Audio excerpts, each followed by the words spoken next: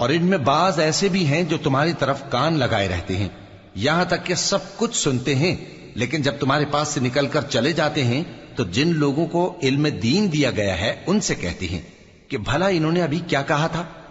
یہی لوگ ہیں جن کے دلوں پر اللہ نے مہر لگا رکھی ہے اور یہ اپنی خواہشوں کے پیچھے چل رہے ہیں، اور جو لوگ ہدایت یافتہ ہیں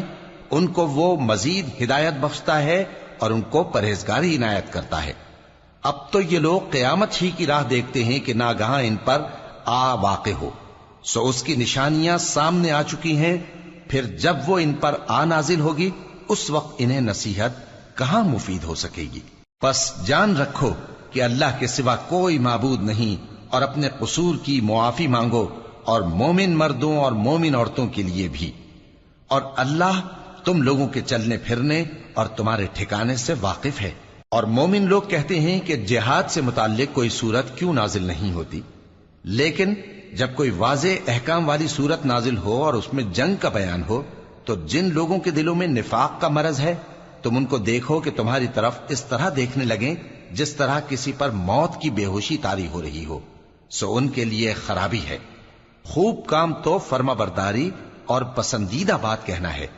پھر جب جہاد کی بات پختہ ہو گئی تو اگر یہ لوگ اللہ سے سچے رہنا چاہتے تو ان کے لیے بہت اچھا ہوتا۔ سو اے منافقو، عجب نہیں کہ اگر تم حاکم ہو جاؤ تو ملک میں خرابی کرنے لگو اور اپنے رشتوں کو توڑ ڈالو۔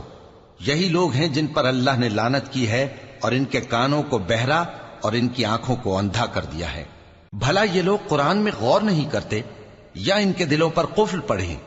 جو لوگ راہ ہدایت ظاہر ہونے کے بعد پیٹ پھیر گئے، شیطان نے یہ کام ان کو اچھا کر کے دکھایا اور انہیں لمبی عمر کا وعدہ دیا۔